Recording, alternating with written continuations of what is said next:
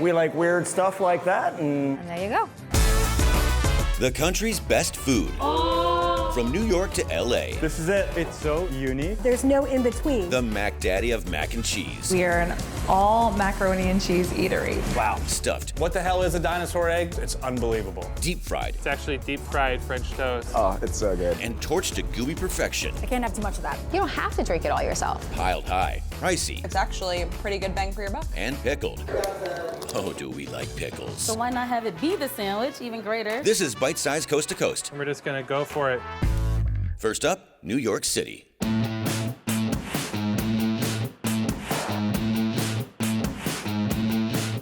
Hey, Chris Casey here in the East Village of Manhattan, shooting for Localish, and I'm in the mood for some mac and cheese. And I want a ton of options. So there's only one place that I have on my mind, and it's called Smack. Let's go. Smack is short for Sarita's Macaroni and Cheese. We are an all macaroni and cheese eatery. We have 14 different types of mac and cheese. We also have a build your own menu where you can choose from 17 different types of cheeses, meats, veggies, herbs, hot sauce, whatever you want to throw in there. This is the industrial size, folks, okay? Don't try this at home. This is what you guys serve in, right? We do, so it's all cast iron. Nice, nice. Very heavy. Because we serve everything in cast iron skillets, everything just comes out really bubbly. So Smack was conceived back in 2005. My husband and I, we were really attracted to the niche restaurants, places that took one thing and did it really well.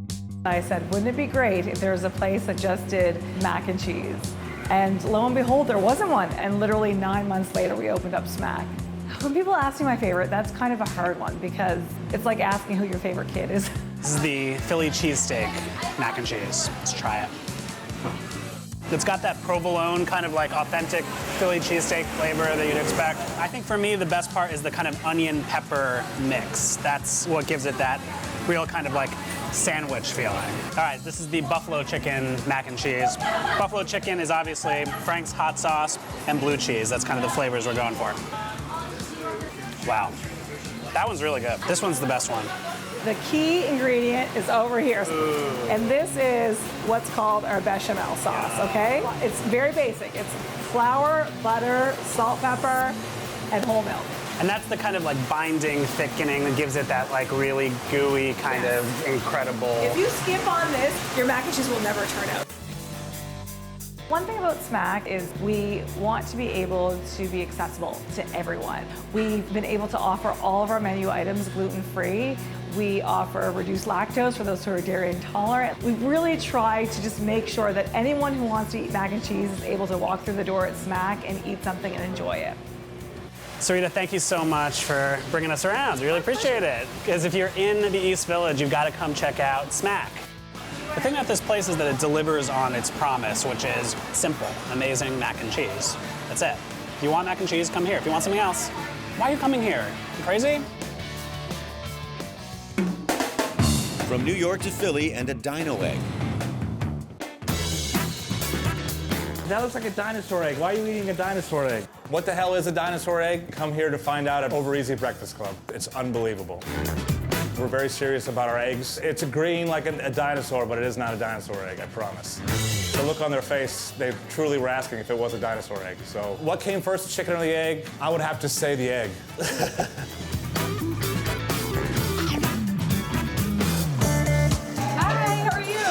Hi, my name is Eric Osman. I'm the chef owner of Over Easy Breakfast Club in Philadelphia. With brunch here in Philly, I found it's kind of become more of a dinner scene. I think brunch is now really celebrated and fun for a lot of people. We chose an egg for the design, so there was no question that we were brunch. I graduated culinary school, and then after that, I was able to cook my way through California. Cooked in LA, cooked in Napa Valley at the French Laundry. Spent almost 2 years in Europe cooking through the United Kingdom, working with some great chefs over there. I've been very fortunate. The restaurants that I've worked at are some of the best in the world. Here at Over Easy, I try to really incorporate my fine dining training with just your good old-fashioned brunch food. The recipes are really old from my side of the family, both sides, my father's side and my mother's side. They are tried and true recipes that don't need anything fancy. We have this really fun dish that we call the dinosaur egg. That's a whole avocado that we split in half, we stuff it with a poached egg, we put it back together and wrap it in bacon. It was basically a dish that came up with for my wife. And then our son saw it, and he named it. So the name comes from our 4-year-old son. Unfortunately, the dinosaur egg is not from a dinosaur. We have had people asked if it was a real dinosaur egg. If they were kidding or not, I don't know, but I hope so. So we have whole avocados, and I have pre-poached 2 eggs here. Just poach them till they're just barely done, just enough so you can handle them. You're gonna take your avocado, split it right in half. The easiest way to get the pit out, take your knife, give it a little and a twist.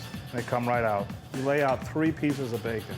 And you want them kind of just overlapped a little bit because the bacon actually is going to cook itself together. Remove the avocado from the peel and then lay it about 3 inches back from the end of the bacon. Then you're going to take your pre-poached egg, drop them in that little cubby you made. Then you encase the egg and then you're just lightly rolling. You're going to want to seal that bacon together so it doesn't unravel. So you're gonna put that seam right into the hot grease like that. This is one of my favorite pickups in the restaurant because we get so busy. After the prep is done with it, it's done. You want it on medium heat. You can see here we have some really nice color. So now that's when you want to turn it. Prop it on the side here to get the end of it. We serve it on a bed of local, organic arugula. We almost make a nest for the egg to sit in with the arugula. You're not gonna cook that egg all the way through. You're gonna still have a nice runny yolk in the middle if everything comes out the way it should. Let's grab something sweet in Houston.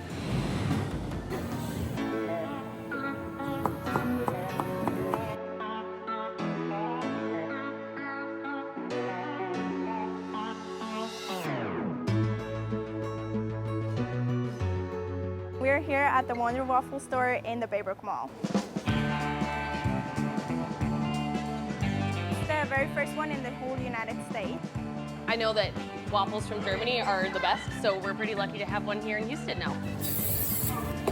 You can create your own Wonder Waffle with all the different kind of ingredients that you can choose from. Oh! Or you can choose from one of our menus. Most of the people, they create their own. They can choose from different kind of sauces. We have Nutella, peanut butter, white chocolate, caramel, dark chocolate, coconut, and it goes on. For the fruits, you can choose whatever you like in it, like pineapple, strawberries, banana, kiwis, raspberries. Then you can add some candies if you like to, like Kit Kat, Snickers, Reese's. It's up to you how you will create your own wonder. The kids, you can just see their smile and their eyes like getting bigger and bigger, and they get all hype about it.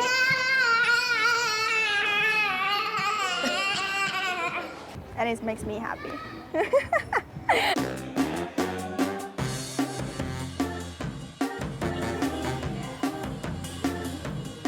When I was a foreign exchange student 4 years ago, my parents came to visit me and they just fell in love with the whole state, with the people, the food, just everything. We love this area.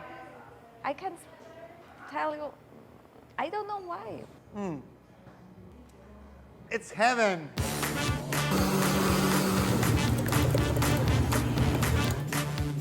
We wanted to have a Wonder Waffle store in Houston because we love the people here. We love the community.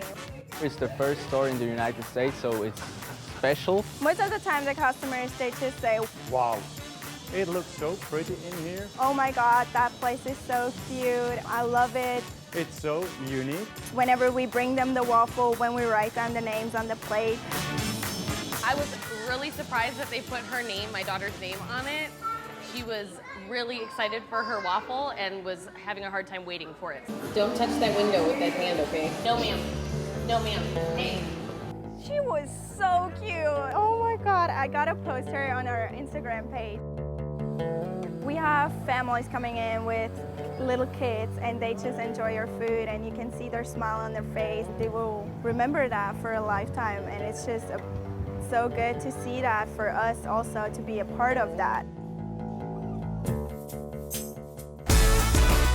Would you pay $375 for a sandwich? This is the most expensive single item I've ever had in my entire life. Bring your friends. There's no way you're finishing this one alone. Plus, deep-fried French toast and chicken in Chicago. Our food is meant to be craveable. We want people to be excited about it. Are people gonna be like, wow, that's amazing? And we'll ditch the bread for pickles. It was crunchy, it was fresh. You either like them or you hate them. There's no in between. These sandwiches are a big deal. Yo, pickle shots. You gonna take one? You're watching Bite Size Coast to Coast. And that seems to make people happy. We're headed to Chicago. Fried chicken French toast with bourbon maple syrup. The secret on our French toast is that it's actually deep fried French toast. Then on top of that goes a piece of fried chicken. We like to dust our chicken with a little bit of smoked paprika, bourbon maple syrup. We're just gonna go for it. Ladle that over the whole thing, and then put a dollop of honey butter, and that seems to make people happy. Oh, it's so good. You get this slightly seasoned, crunchy outside of the fried chicken. Then of course you put the little honey butter on top. The honey butter takes it apart from all the other chicken that's around. Our food is meant to be craveable. We want people to be excited about it. We want people to tell their friends about it. My name is Josh Culp. I'm the chef and owner of Honey Butter Fried Chicken. The story goes, the legend of Honey Butter Fried Chicken. My business partner, Christine, and I started doing small dinner parties. One of the menus we kept coming back to was fried chicken. And one year we served it with these corn cakes, and the corn cakes had honey butter on it. One of our cooks somehow got butter on the fried chicken. We took a bite of that honey butter fried chicken, and a star was born. We ran out to the dining room, forget the corn cakes, put the butter on the chicken, kept thinking, wow, that would be a great concept for a restaurant. And then we made it happen. So every order of fried chicken comes with a little cup of honey butter on the side, and you can butter the chicken just like you're buttering toast, and it's delicious. And then, of course, our weekend brunch, which we only do on Saturday and Sunday. We have the full menu, but you can always add a sunny side up, a local farm fried egg to any sandwich. And then, of course, our fried chicken French toast. The fried chicken French toast nails all the notes of really savory. The breading is perfect. It's fried really well. Nice juicy chicken on the inside. It's nice and crispy and it's flavorful. A little bit of sweetness from the honey butter and the bourbon maple syrup. I love the sweetness that the butter has, and I love how it complements all of the chicken. Yeah, it just doesn't get better than this. Sometimes there's some quiet time while people have with their chicken and their French toast. And the idea for us is we wanted to serve fried chicken that we could feel good about, beautiful side dishes, great sandwiches, and just a great atmosphere that welcomes everybody in the city to come and have a good time.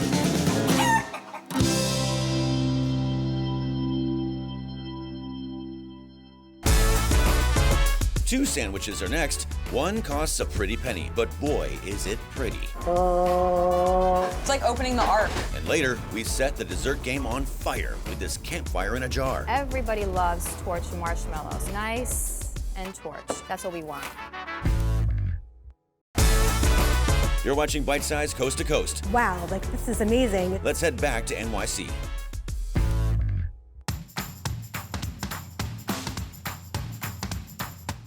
Okay. I also think this is the most expensive single item I've ever had in my entire life. How it's prepared, the care that goes into it, and the quality of the meat. If you think about all the different layers and what you're getting here, it's actually a pretty good bang for your buck. Oh my God, good thing I did some lifting yesterday. Look at this. This is big as my head. Chef, how are you supposed to start this? How do you, what's the first bite to get in? So what is the name of the dish we're making right now? It's the BMT sandwich. That is a playful idea of the BLT. And this is bacon, meat, and a little bit of tomatoes. A little bit of tomatoes. The only way to build these sandwiches is do it by layers and layers and layers. So we are going to start with the bacon, and then we are going with the burger. After this, we are going to put caramelized onions, and then we are going with the New York strip. And how many total are you using of those? Everything that you see here. Everything, okay, everything we see here is going to be in our sandwich and inevitably in our stomachs. It's the highest quality of meat. And then we have our own aging cage. And we put it there, move it around for 28 days at least. Did you play Tetris? Yeah. So you do the same. Because okay. Now the sandwich is going to fall one side or the other side. So everything is cut. So you start working, making as straight as possible. Because if not, see how I put it? Oh, I see. And this.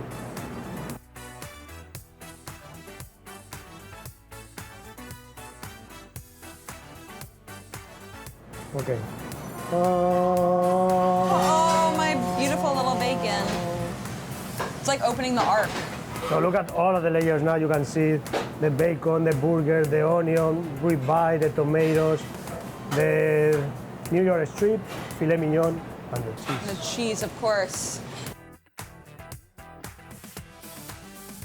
All right, so I made my sandwich. It's currently being swaddled and cleaned, and then it will be delivered to our table. I feel like this is a very personal dinner. Where personal even lunch. to begin?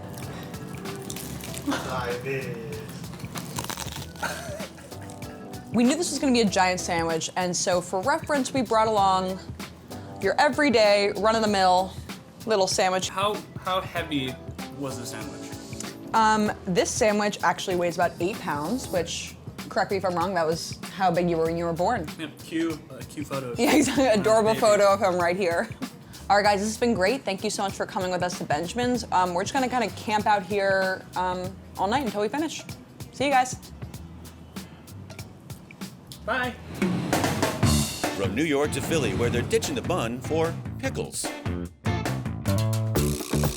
It was crunchy, it was fresh. Pickles are a complete subculture. People love pickles. You can eat them regular, drink pickle martinis. We've had people come in dressed as pickles, pickle gear from head to toe, pickle sneakers. That look good? We have people that make pickle pilgrimages from Canada. We've had people come from overseas. We like weird stuff like that, and here we are. Everybody thinks we're crazy. We're about 160 miles each way. The reaction to the sandwich has been unbelievable. We've had tears. We're probably gonna have like 3 of them. People have a visceral reaction to pickles. You either like them or you hate them. It's like love. There's no in between. Pickles are my first solid food ever, so I've always loved them. We are a sandwich shop and we have no bread in the house whatsoever. All of our lunch items are served on pickles.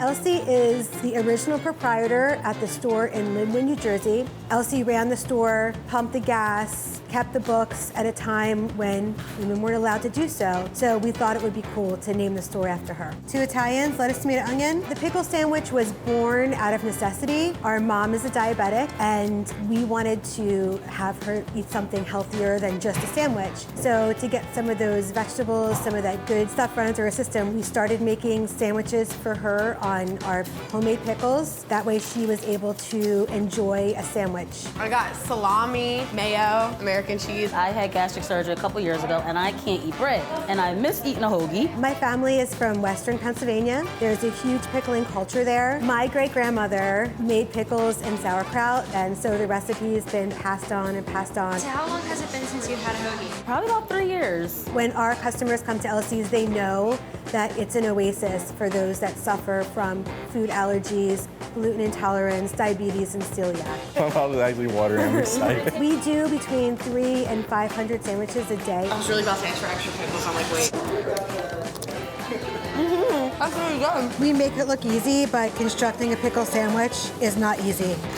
We slice them, we scoop them. That was delicious. Our pickles make excellent vessels for sandwiches because they're huge. That's the size of my face. When people come into the shop, they expect the pickles to be, pickles, but when they receive their lunch, it's like, wow, this is amazing. It's 1 or 2 meals. I'll have the homage to cats. Our most popular, definitely the homage to cats. It is corned beef, roasted turkey, slaw, Russian dressing, Swiss cheese on a signature pickle. Pick it up, smush it together. Everybody has their own technique to eating a pickle sandwich. You kind of got to wrap around and just tackle it. Go for it. Get the hands a little dirty. I found that the going in from the side works the best. Just going at it. People ask, oh, is it a messy sandwich to eat? And we always say, of course, it's on a pickle, but it's part of the fun. Yo, pickle shots. You gonna take one? Pickle brine was the first real Gatorade. So before Gatorade, there was pickle brine. Salute. You could do as many shots as you'd like. If our guests bring their own containers, they can bring as much pickle brine with them as they can carry. We have so much of it. It's good. First sip it's a bit strong, but once it goes down your throat, it's just so smooth. And Oh, it's just good all around. So delicious. Just tastes like the same ones my mom made me drink. It's good for migraine headaches, muscle cramps, leg cramps, diabetes. It has the vinegar in there, so vinegar is very good for you. Let's cure everything. You got cramps, pickle juice. Got a broken finger, pickle juice. And I hear it's good for hangovers, is that true? Excellent. I know firsthand. Excellent for hangovers. There's so many things that people love about pickles. They're crispy, they're crunchy. I think it's amazing. I love pickles. I love fried pickles. I love pickles in my sandwich, so why not have it be the sandwich, even greater? Where do you get your pickles? That is a family secret. Up next, I have no clue. You don't want to tell me how many calories are in here. You don't want to know. we want some more of this giant s'mores shake. You don't have to drink it all yourself. You're watching Bite Size Coast to Coast. Okay, you ready? One last stop in Raleigh. Everybody loves torched marshmallow, so we want to get it nice and torched. And there you go. How many calories are in there? You don't want to know. I have no clue. You don't want to tell me how many calories are in here? No, I can't even tell you. I'm Andi Azuris. I am owner, along with my husband George, of Andi's Homemade Ice Cream. We are a catering and retail homemade ice cream shop. We've won Kerry Magazine Best New Business. We've won Best Local Ice Cream for a few years, and I'm incredibly honored. It just makes it all worthwhile. So first step, to try to make the process a little bit faster, we pre-make some of the jar, so it makes it easier. So this jar, we use quart-sized jars for this monster shake. It has a layer of chocolate, which hardens, and then it has a layer of graham crumbs, and then it has a layer of marshmallow fluff on top. And then we pre-dip it, obviously, to get it all ready to go. So then we need to make our milkshake. This monster shake is made with double dark chocolate, our blue ribbon winning chocolate. We add the milk, and then we mix it. We start low, otherwise it splashes everywhere. So now we have our nice thick milkshake, and we pour it into the jar. And then we add some whipped topping. This is just thick whipped cream, basically. And we like to overflow things around here. And now we're gonna take this, and I'll show you what we do then. We put the graham cracker on top, and we're going to create a torch s'more on top of the s'more shake. We wanna torch that chocolate. So when we add the marshmallow on top, you see how the chocolate starts to melt? That's what we want. So now we're gonna torch the marshmallow. And then we smush the graham on top. We add 2 chocolate-covered pretzel rods in the back, just for fun. We take a marshmallow and we put that on top, and then we torch all of it. Everybody loves torched marshmallow, so we want to get it nice and torched. And there you go. I want people to have a wow experience every time they come through. And monster shakes are a thing. It's how it came to be. Okay, I can't have too much of that. What's your favorite spot to grab a bite? Or 2, or 3, or whatever? Tell us on social media.